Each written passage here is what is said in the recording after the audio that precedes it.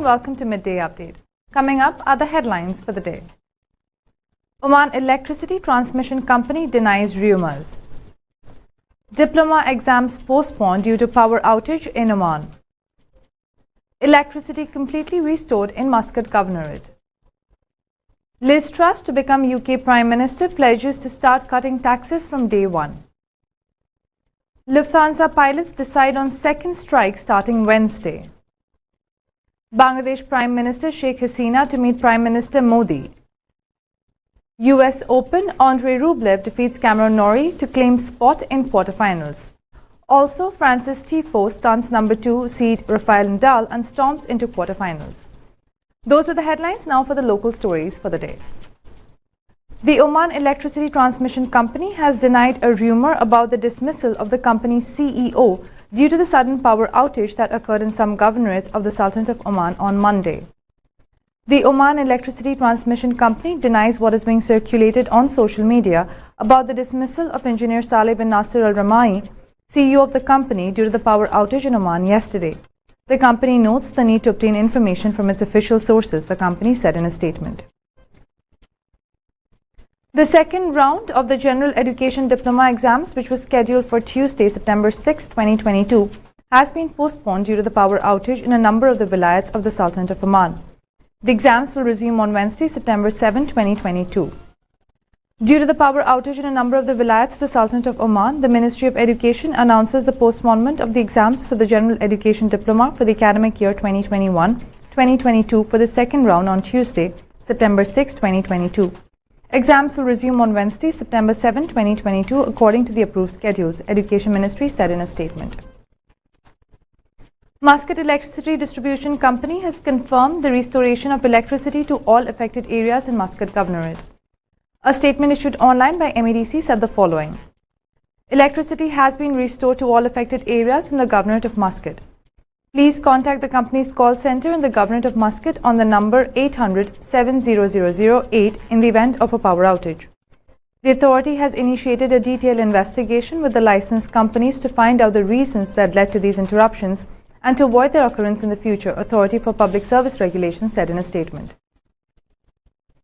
Those are all the local stories. We'll take a short break and we'll be back with international news. Stay tuned.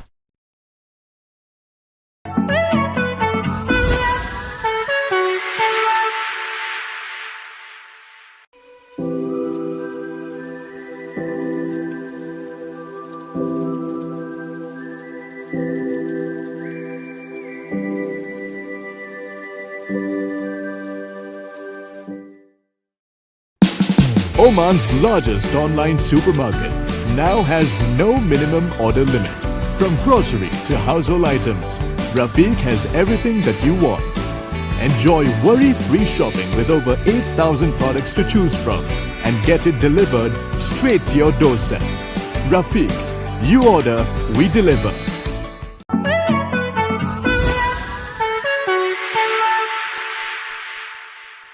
Welcome back to Midday Update. Now for the international stories. British Foreign Secretary Liz Truss has beaten former Chancellor of the Exchequer Rishi Sunak, winning the ruling Conservative Party's leadership contest.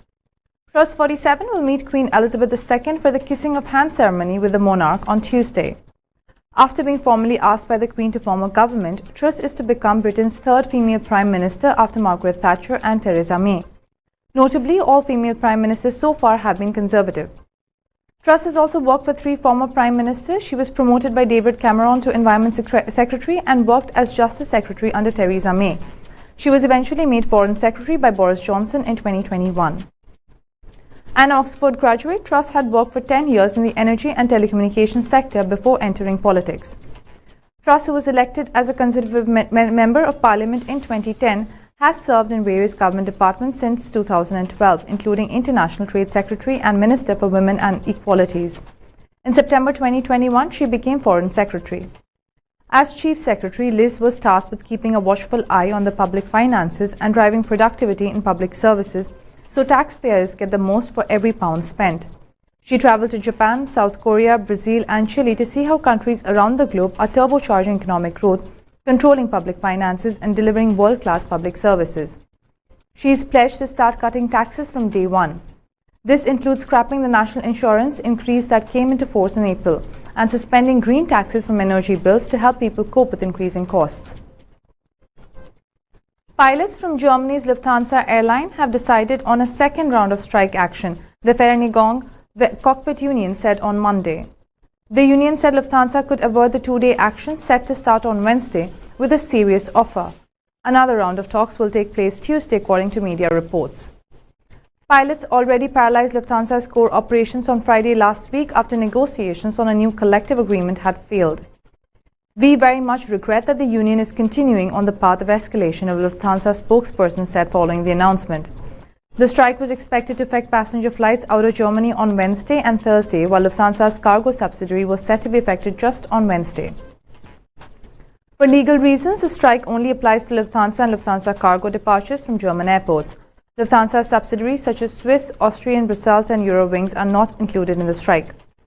The all-day pilot strike on Friday brought most flight operations to a halt.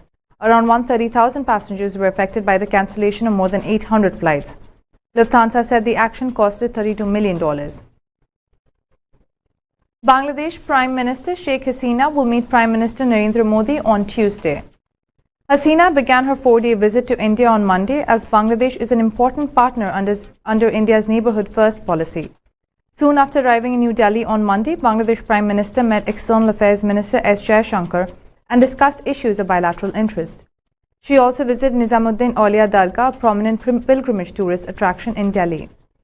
Under the visionary leadership of Prime Minister Narendra Modi and Sheikh Hasina, India and Bangladesh have attained tangible results in several areas, including settling land and maritime boundary demarcation, security, connectivity, development cooperation, cultural exchange, power and energy, trade and commerce, blue economy and defense. Prime Minister Hasina was welcomed by Darshana Jardosh, Minister of State for Textiles and Railways in New Delhi, upon her arrival on Monday.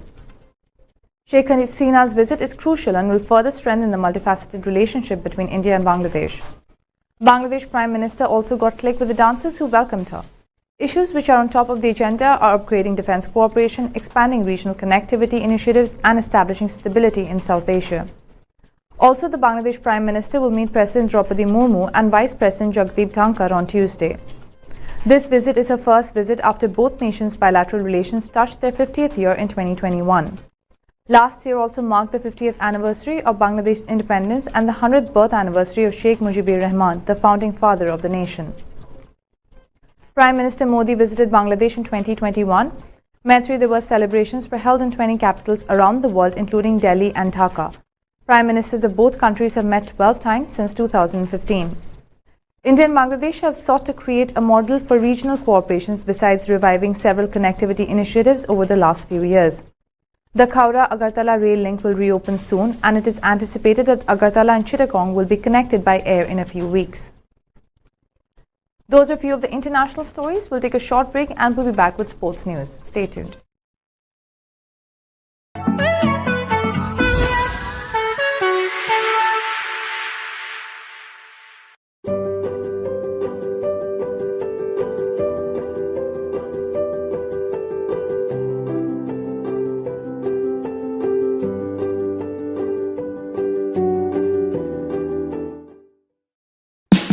Oman's largest online supermarket now has no minimum order limit.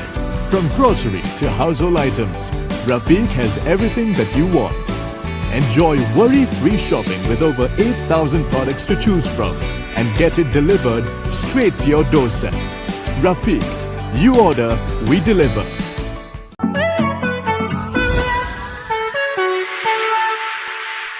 Welcome back to Midday Update. Now for the sports stories. Andrei Rublev of Russia put up a stunning performance to cruise into the quarterfinals of the ongoing US Open on Monday, defeating Cameron Norrie after a rock-solid fourth-round showdown. The hard-hitting 9th seed produced a clinical display to down the Briton 6-4, 6-4, 6-4 in a match that lasted 2 hours and 26 minutes. The 24-year-old fired 30 winners and made just 17 unforced errors en route to his 5th Grand Slam quarterfinal. Rublev will face Hope Francis Tiafoe, who defeated 4-time champion Rafael Nadal. It was tough, especially when we've known each other for a long time. Last time he beat me, so of course I was coming on court thinking I need to give my best, play really well, and I think today I played a good match, said Rublev in his on-court interview. Francis Tiafoe of America stunned four-time champion Rafael Nadal on Monday at the US Open to reach his second Grand Slam quarterfinals. Playing in Arthur Ashe Stadium, the 24-year-old played fearlessly throughout the 3-hour, 31-minute thriller to clinch the match against Nadal's 6-4, 4-6, 6-4 and 6-3. Tiafoe slammed the ball off both wings and rallied from a breakdown in the fourth set to become the first American man to reach the last 8 in New York since John Isner in 2018. The American struck 49 winners to turn the tables in style. The 22nd seed will next play Andrei Rublev after the 9th seed downed Briton Cameron Norrie 6-4, 6-4 and 6-4 at Louis Armstrong Stadium. After claiming the first set and losing the second, Tiafoe made a stunning comeback to clinch the third. In a tight fourth set, the Spaniard hammered first to move 3-1 ahead. Tiafoe stuck to his game plan though and worked his way back into the set. He swung freely and held his nerve, cruising off 5 straight games to seal a historic win. I'm beyond happy, almost in tears. I can't believe it. I played an unbelievable tennis today. I really don't know what happened, Tiafoe said in his on-court interview. When I first came on the scene, I felt like a lot of people had a lot of expectations on me and how I would do. I wasn't ready for it mentally. I wasn't mature enough for it. These past couple of years, when the tension hasn't been on me, I have been able to develop. I have a great team behind me. I'm just putting my head down and I'm happy with where I'm going in life in general. I'm able to do me and do it my way and enjoy the game I love, the American said.